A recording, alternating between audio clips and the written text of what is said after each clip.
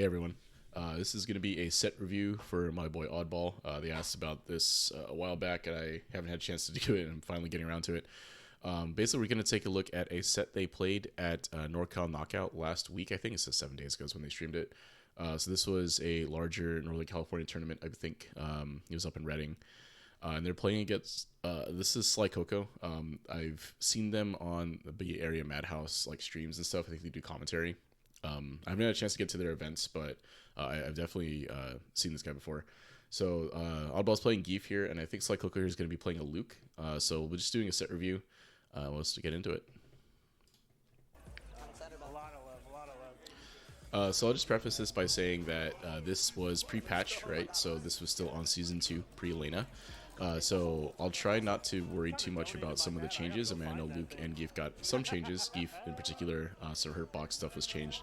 And then for Luke, it's a little easier for his knuckles now. Like the medium knuckle is more, the combo is a little more consistent if you don't get a perfect knuckle.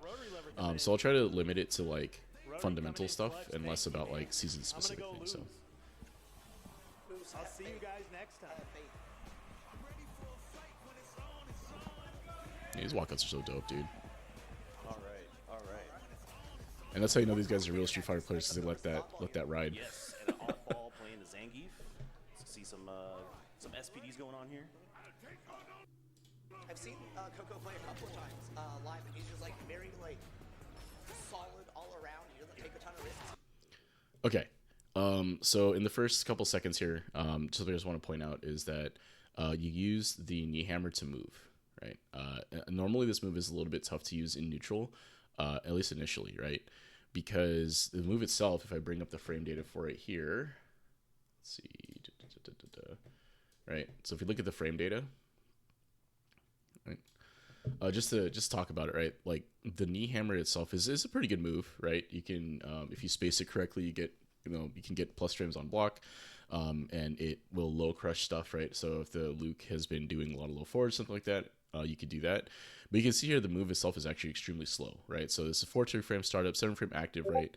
13 frame recovery, right? So like this is basically saying that this is like a 33-ish frame move in total, right? So if you whiff this is very punishable, right?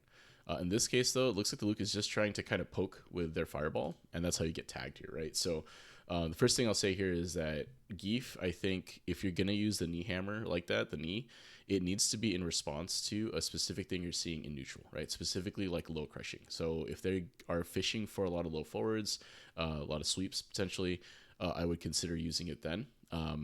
But if the opponent is still able to kind of effectively poke you here, like they're not afraid to press buttons and all that, I think this move can be more of a liability, right? It's a little bit too committal, I think, at least initially. So, Which is very ironic.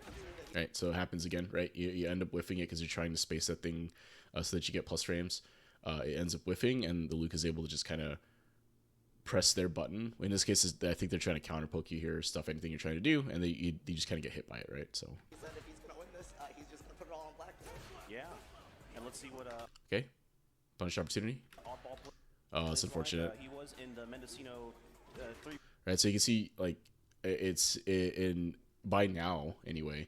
If this was me playing you, I would be like, okay, they want to use that knee to move. Like they're not going to walk up. They're not going to try to poke me with a button. Instead, what they're going to do is they're going to try to space that knee and use it. So my adjustment here against you would be to stand at a spacing where that knee would likely whiff, right? I don't even need to be standing necessarily in a space that makes sense for my buttons in particular, because your stuff outranges Luke's here. But if I was playing you, I would be trying to get you to do that knee so that I can try to punish it, right? So try to whiff punish it or stuff it with something, right? So 3v3, right? On the team battle. So let's see how he does against Sly Coco here. Right, again, the knee, right? Okay, defended there. So here's an interesting thing. If we look at the situation right here, right? So let's see how he does against Sly Coco here. Right, so you hold the plus frames here. They go for 2 jabs and then a backdash, right? So if I was you in this scenario, I would kind of pay attention to that, right? So what are they afraid of? Why would they backdash in this situation, right? Because they're -1. I mean, I can't see the frame data, obviously, right? I can't show it here. But if you look at the Luke's crouching light punch here,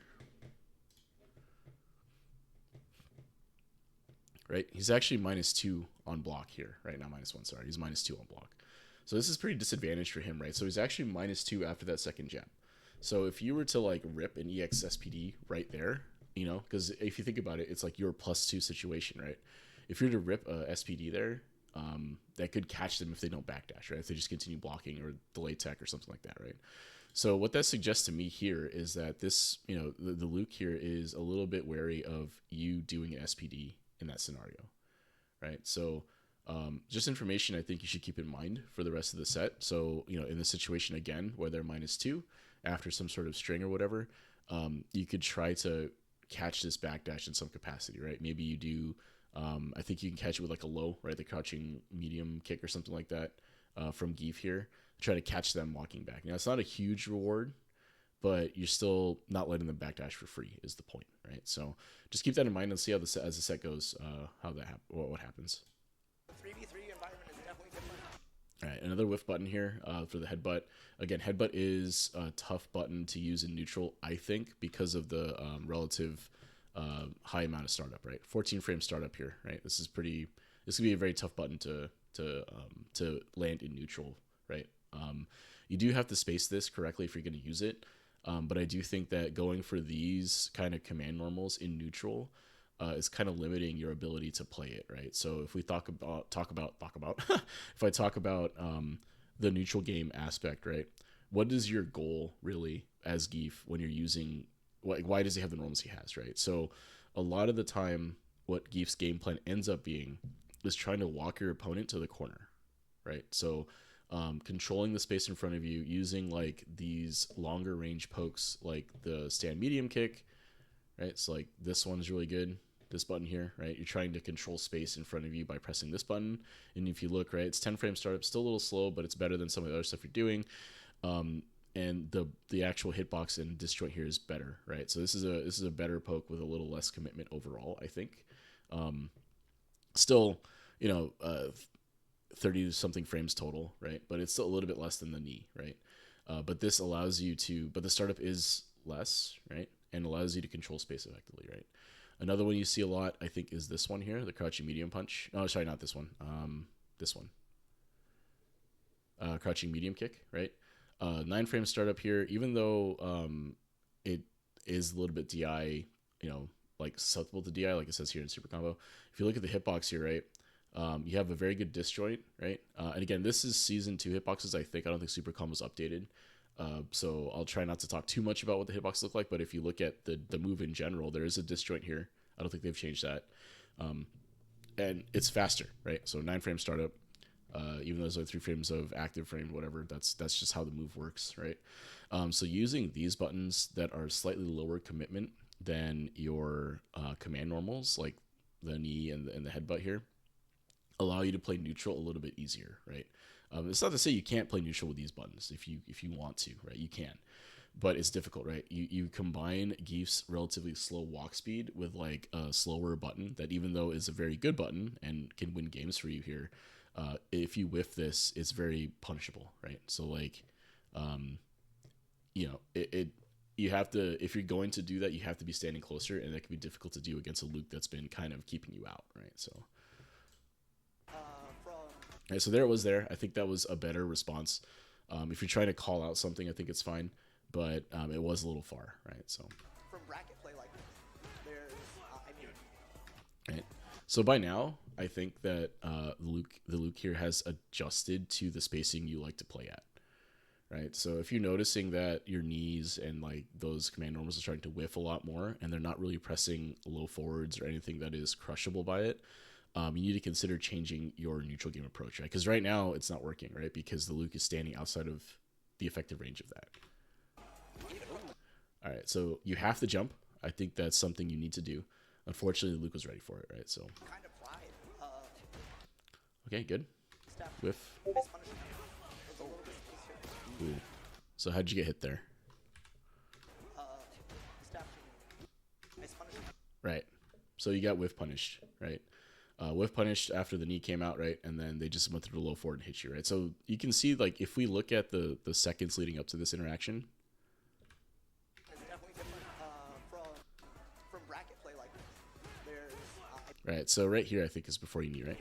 All right, so let's take a look at the space.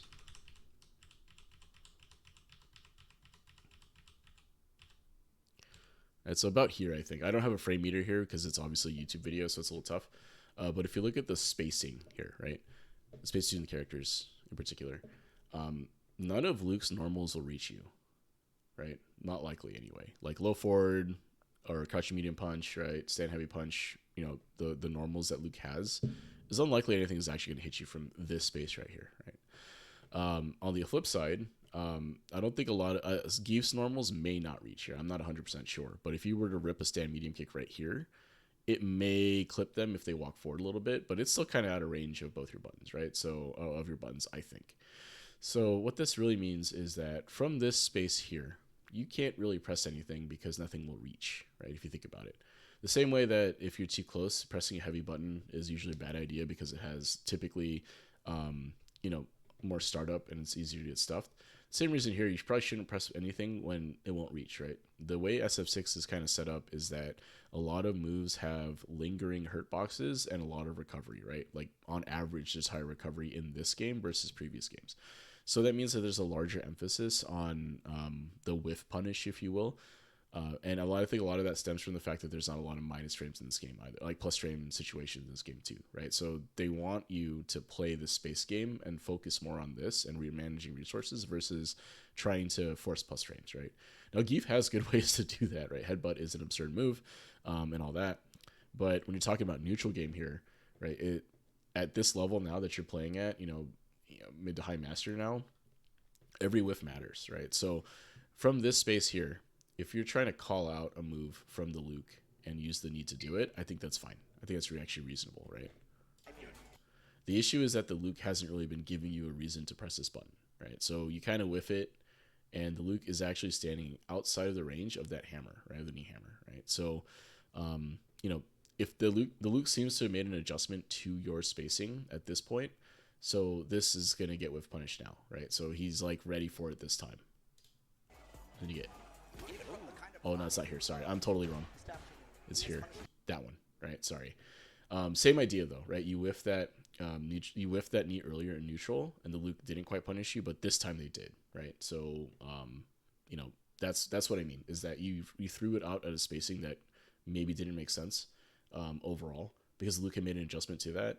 And then you're trying to make a read on a move that the Luke hadn't really been doing, right? I don't think they've done too many low forwards. Like they haven't really fished for it yet, right? So they're playing a little more keep away E, if you will. They were playing a little bit more conservative overall. So this is probably the first time they actually landed that, right? So that's easier to do now in this season. All right, plus frames. All right, good tech, right? So defensive decision making, right? I think that tech was reasonable. In the new season, I think it's even better because you get more drive back and some super meters. So I think that decision was fine. It was the first neutral interaction on Wake Up, I think, for you. So delay tech, I think, is totally reasonable, right? You probably aren't gonna die if you get shimmied from that situation. But now you know that your opponent had that set up and went for throw, right? So. Tech. Okay.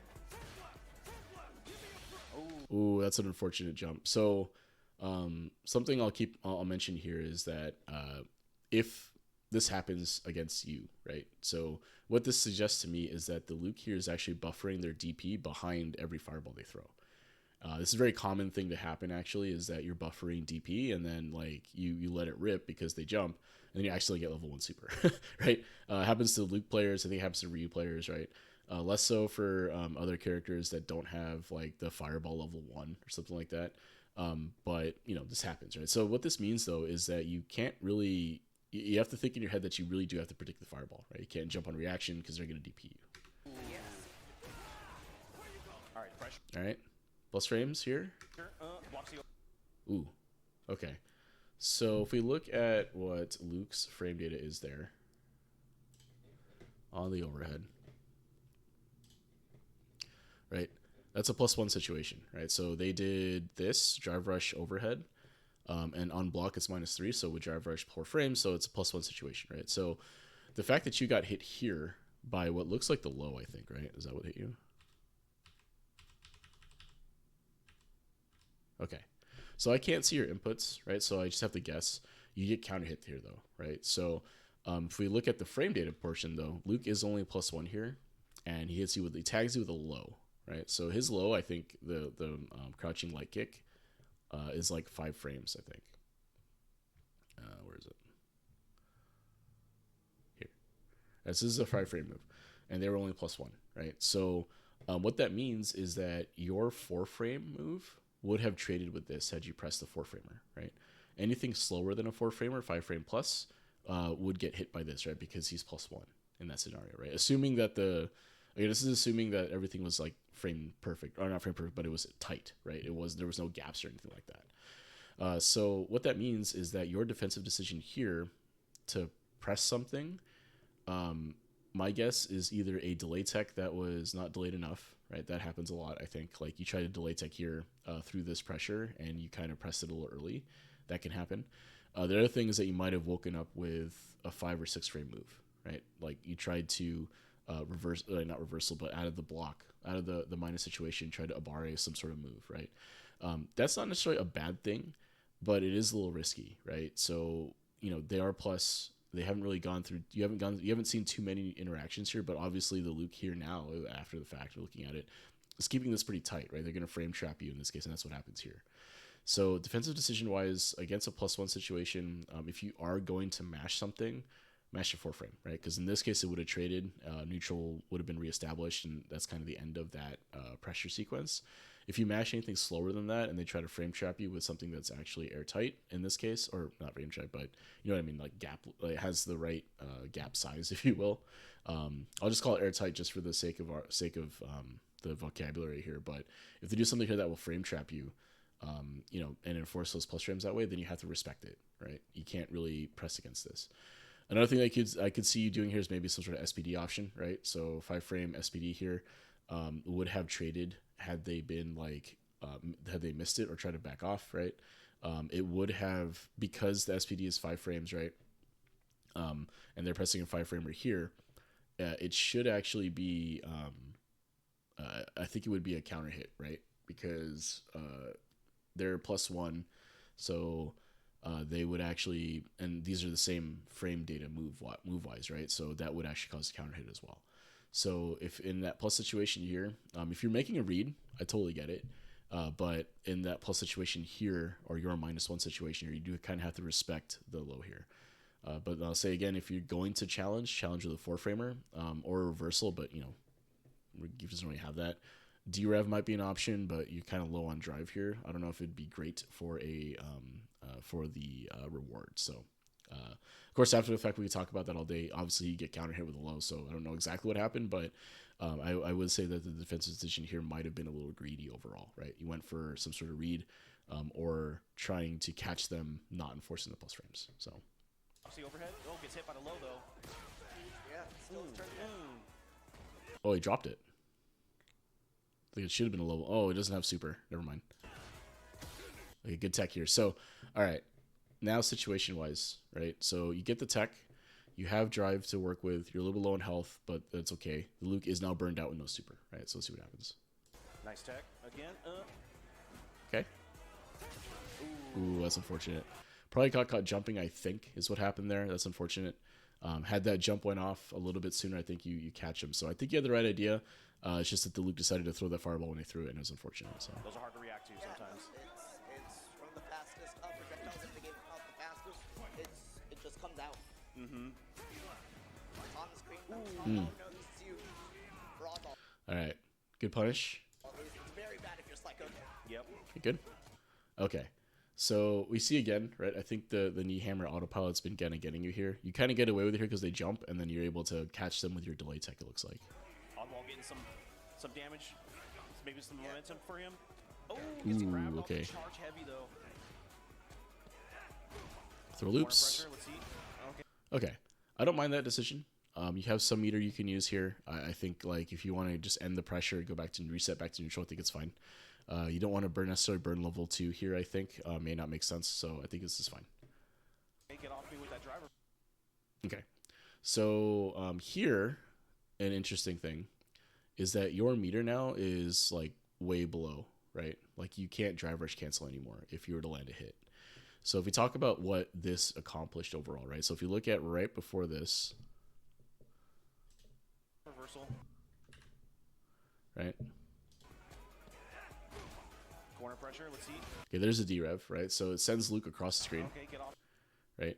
And then you drive rush behind this, but what you're accomplishing here is taking up space, right? That's like the goal of you doing this, right? Is you try to walk up and take up space, right?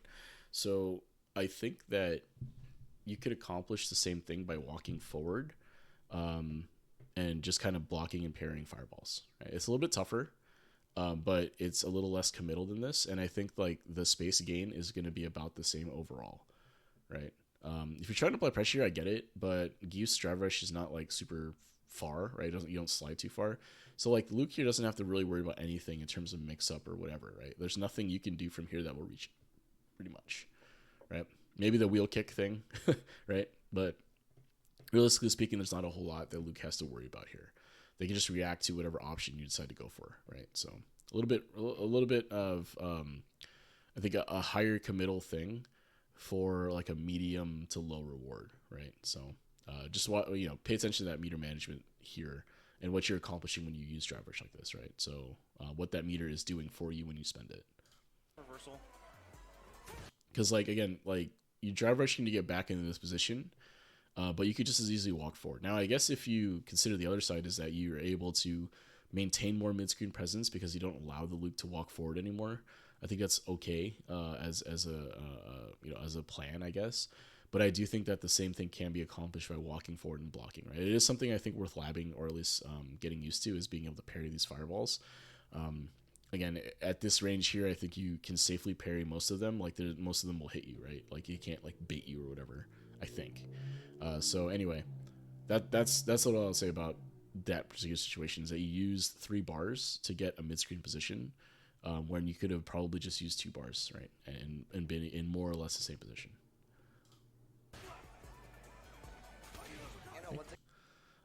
So you do have to jump, like I've said it before.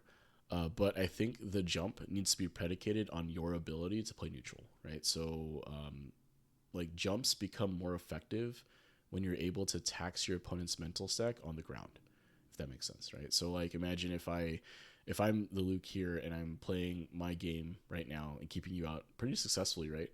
In my head, I would start considering that you're going to start jumping, right? So I'm paying more attention to jumps and all that because I don't have to use as much of my mental stack on trying to play neutral here, right? I'm just kind of standing at a space where you can't really hit me with anything you've tried so far, and then just be ready to anti-air, right? Because you're at a space where, again, like if the knee comes out, I can DP it or low forward whiff punish it. If you drive rush or something other than that, I can try to check it, and if you jump, I can DP it, right? So if my mental stack has been reduced to just those options, it becomes a little easier to anti-air, right? On the flip side, though, if you're able to pressure, effectively with your ground game, then the opponent's mental stack now has to deal with like, oh, he's going to throw button X, button Y, button Z, and then, oh crap, a jump, right? Your mental stack is taxed to where you're not able to anti-air, right? So the fact that you're jumping is correct in a macro sense, but you have to kind of earn the right to do it, if that makes sense. Right? You have to put them in a position where the jump would be effective. So because that's twice, right? You tried to jump, again, totally correct in my opinion, but they were able to anti-air, right? So how can you get them to not anti-air you is typically by playing a more solid grounded game, right? So tax that mental stack on the ground, and then that gives you an opportunity to jump. Falls back on just being very good fundamentally. Very patient. That's the jump. Like Coco, yeah. But yeah, by now, right, you can see that the Luke has totally adjusted to your spacing, right? They're not interested in playing any sort of whiff punish game with you with their normals. They're just kind of waiting for you now to try something, right? So He was playing, he played Moose actually nice. Okay. at Ride of the Valkyries on stream, and it was just like Good whiff punish there. So more of that, right? More of that. You saw how far that stand medium kick landed from. The Luke pressed the jab and you whiff punished it, and we have to look at the frame mirror to be sure, but I'm pretty sure you didn't do it on reaction because it's hard to reaction to whiff punish jabs unless you preempt something you saw in like the movement or whatever. But you saw the effectiveness of that, right? If you're able to do that effectively, what is going to happen is that the Luke would likely be less inclined to press, if that makes sense, right? Because it's like, oh, if I walk up into Gief space, every time I try to do that, they hit me with a stand medium kick. Okay, now I have to adjust to not do that. So that means that they'll be a little more hesitant to press, right?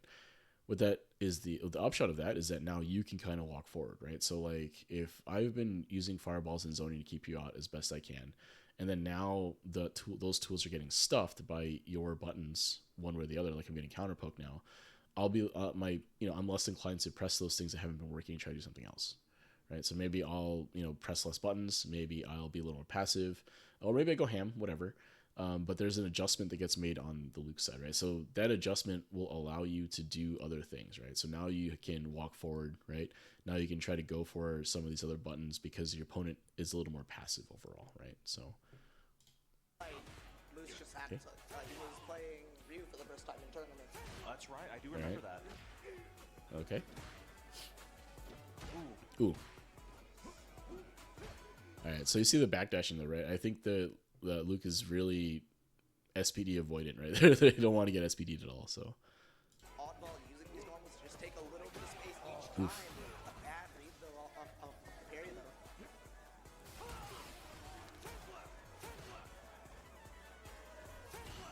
Okay.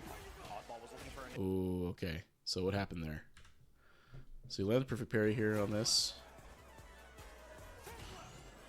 Oh, okay. It looks like you tried to do something here. They dashed up and just went for the low, right? They caught you out of whatever startup was here. So that's unfortunate. Audball was looking for an in, but nope. Just like Coco shut him down. Yep. So from this perspective here at this point, I would say that your main thing is spacing and autopiloting in neutral, right? So making sure that you don't just go for that knee every single time. Try to change up your normals in terms of what you're actually pressing, and then try to space it a little bit better. Meaning that I think that, and this is an interesting thing, I think that if you were to make an adjustment to your spacing, I would say try to make it so that you never whiff, right? Even if you're standing a little too close, I think that's a better adjustment than trying to play at like the perfect spacing, because it's difficult to find that perfect spacing, A, right? And B, when you're playing at that razor's edge, it's really easy to whiff, right? So like if you're playing right at the tip of those ranges, a little bit of movement from your opponent will cause that move to whiff potentially, right? So I think if you're going to make an adjustment here, I think the adjustment would be to try to stand a little closer and use some more of those different normals to try to claim space, right? Because again, the idea for you as a grappler is to get in, right? And the best way to do that is to take away their ability to walk backwards. So the way you do that is by controlling the neutral game, forcing them to back up due to your like pressure of just standing there, and then put them in the corner, right? And then once they're in the corner, then you get those things like the knee, the headbutt, like all those things become way better and way easier to use because they can't really adjust space anymore, right? So you can land meaty headbutts, you can space your knee, almost perfectly because they can't adjust space anymore, right? So they have to walk forward if they want to adjust space, and that's like not great. So that's what I would take away from that first game. So let's see what kind of adjustments you make in the second game. Nice. All right, so Taking a minute, I like it. Or a Sly beat, Coco, I like let's it. See what Audball can do to adjust and maybe get a game on the board. Maybe even reverse it on Sly Coco here. Yeah, no.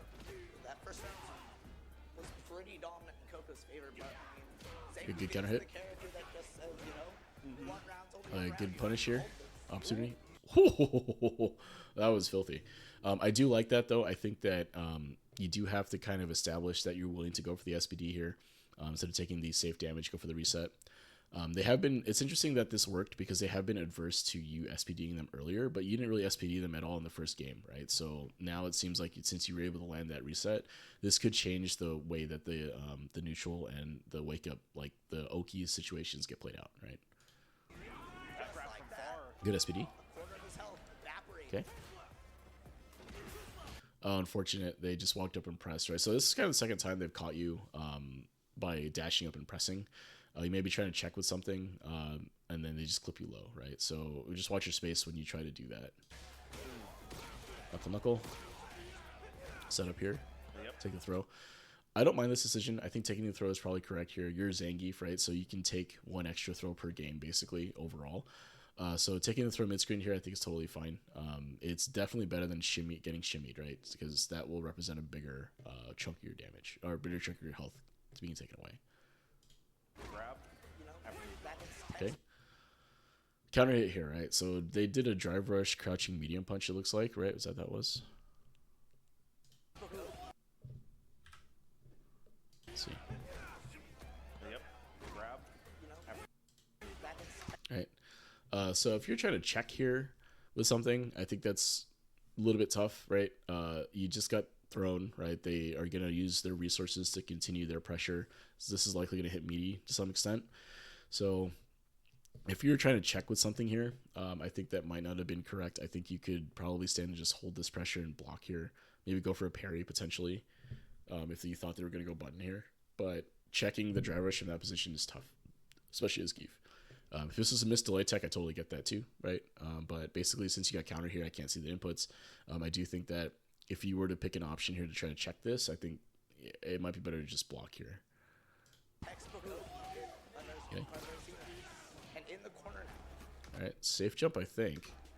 Take the throw. Okay, so that's a tough decision to make here. You're kind of dead if you get shimmied, especially after that safe jump. So, like, if they neutral jump a second time, I think it's totally reasonable to take this throw here. So, the next throw will kill you, though, right? So you do have to make a decision. Okay, what's the wake up option? Okay, so delayed stand medium punch, right, from his part, right? So what does this beat, right, offensive wise? What does this beat, right? So if you woke up with a level 2, right, it woke up with a super of some kind. The fact that he delayed that by a little bit, right? He didn't obviously didn't press it immediately. He just like waited a little bit and then pressed. If you had woken up with an option like a level 2, which you don't have, I take that back. But a D-rev here, right? Something like that would have gotten caught, right? I think a delay tech might have also gotten caught based on that timing and the move he did. So he did a slightly slower move that has a little bit more of a delay on a delay timing. So if you went for a delay tech here, I think this would have caught that in particular. It also would have caught like a delay button potentially. So if you had gone for like a delayed crouching light kick or something like that, this might catch the startup of that based on how much he delayed here. Maybe not a light kick, depending, right? If you delay by 5 frames, well, maybe, right? It'd be close, I think. Depending on how much he delayed this option by. So let's see. That's the actual startup of Luke stand light punch, stand medium punch.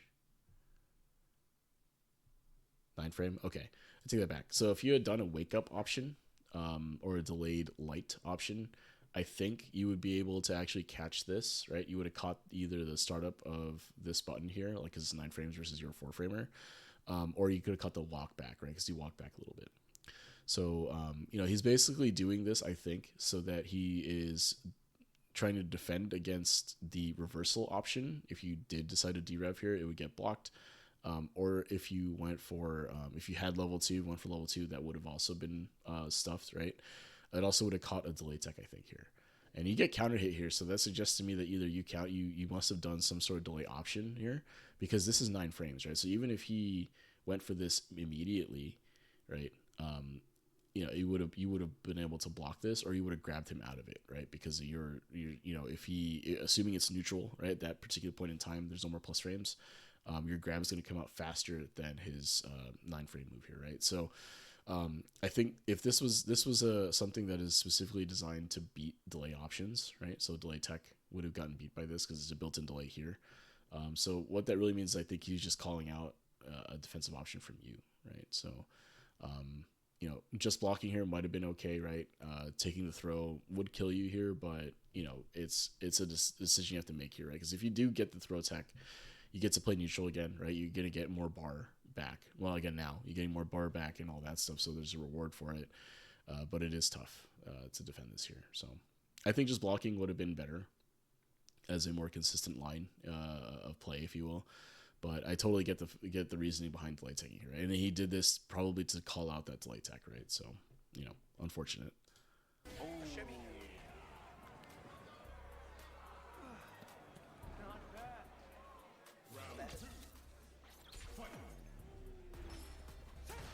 Okay. Okay. Oddball getting some party started. There you go. Good stuff. Lariat to finish off the combo. Oh. Good jump, right? This is what you need to be doing, right? So how did this work, right? And why did this work? So you stood at a spacing where the fireball was a little bit awkward to throw, and then you predicted by jumping, right? So Luke here had been kind of throwing fireballs at that range and kind of getting away with it. So you predicted it, and now you're in, right? Nice. Momentum, a huge jump in here. This is All gonna right, so this is big, right? This is big. Like you can win the game from here, right? 2 guesses basically from on his part. So. be a lot of damage. Oh, that's unfortunate. Okay, I respect it. I think that's a fine option to go for, like the meaty SPD. If they went for like a delay tech or something like that, you know, it seems like Luke here does know this matchup pretty well. You know, they're making the adjustments that you need to make against someone that is going for SPD here. I don't hate this decision at all. I think you went for the 50-50 and they got out of it basically, right? So, yeah, and it's unfortunate. Jump out. Okay. All right, so it goes for level 1 here to put you in a potential burnout situation in the corner, right? Big damage for Sly Coco here. Maintaining that corner Burned out pressure. now. Classic Luke. Okay, okay, I like that. I never thought about doing that, but usually I try to go for DI, but I obviously burned out here, no level 3, so I think that makes sense. Good interrupt. Oh, jabs out the charge. Oh, went for the SPD a second time here, right? And they jumped a second time, right? So obviously Luke, you know, here has decided that they're going to hold up against that any sort of plus frame situation they're in. So I think that it not working a second time here. Yep. I think the first time it didn't work, you probably needed to make an adjustment, right? So it's like, oh, they didn't go for they didn't, you know, they chose to defend against the SPD by jumping, right? So I think that in that situation, you might have tried to use your plus frames to keep it tight so that you catch their jump, potentially, or you just wait, right? So you wait for them to jump and then you anti-air them with Lariat or whatever, right? So yeah, it is, again, this all kind of comes back to that very first interaction where the Luke did a couple of jabs and then backdashed, right? So I think that as a grappler, you kind of have to be like, oh, okay, well, they're afraid of the command grab now, right? You kind of have to roll with that assumption because you're not going to get too many interactions otherwise, right? So if you look at the 2 interactions you had that were positive for you, that had a mix-up opportunity, you went for SPD both times and they were able to jump out both times, right? So obviously hindsight's 20/20, right? They guessed correctly on the 50-50, but I think that they're more inclined to jump versus just blocking, right? Like this player in particular, how they play against Gief, right? So that's kind of the read you have to make. Are you dead here? This could be dead. He has level 3 on board. Ooh, okay. I don't know if he dropped it there or what happened, but that should be level 3, right? Maybe they went for it and didn't come out. I don't know. Ooh. Drops. All right, so now you're both in burnout here. You tech the throw successfully here, so now we're both neutral. See what happens. Those Luke corner combos are. Okay, walk up throw. Throw. One more chance. Oh, and then chip, right? So why did the walk-up throw work? And part of that is because of your passiveness in neutral, right? So in that situation right there, you were both burned out. You're trying to walk forward, but you can't really parry fireballs, right? So you're being a little bit more passive, I think, than usual. And you weren't really able to effectively contest Luke walking into your space. And I think that's what kind of did you in at the end, right? So, and then you get chipped out here probably, right? And a chip. Chip, yeah. Yeah. So not much you can do there, I think. I think it's probably a true block string, right? You could have been churning the 720 and see if that goes through, but, you know, I can't say for sure if there's a gap or not. So, yeah, I think, like, if we were to take anything away from this in terms of, like, actionable advice right away, I think that you need to work on breaking the autopilot for using the command normals, like the knee, and also work on your spacing in terms of when you press buttons, right? So go into the lab, spend some time pressing your buttons to reach the tip of their range, right? So again, Gief has a couple of good buttons with good disjoints, right? So this reaching a little further than you think, right? And this reaching a little further than you think, right? So effectively using those to try to control the space in front of you, and that will open up opportunities for the other stuff, right? So once like your spacing gets better, you'll notice that these buttons don't whiff as much, right? And people will start having to play a little bit more passive against you because Gief tends to outrange most normals, right? So like anything that Luke had at that spaces that they were standing at, nothing from Luke would reach you other than like a fireball, right? So they're standing at that spacing, so that means they can't really threaten you, right? But instead, what they're doing is they're adjusting to the neutral game that you're trying to play, which is you want to run that knee, land it, get plus frames, and then go for SPD, right? Or go for some sort of mix-up. But unfortunately, that opportunity never came because they spaced you out of that situation, right? So, that's what you'll have to work through, I think. So yeah, that is my replay review. Thanks for watching.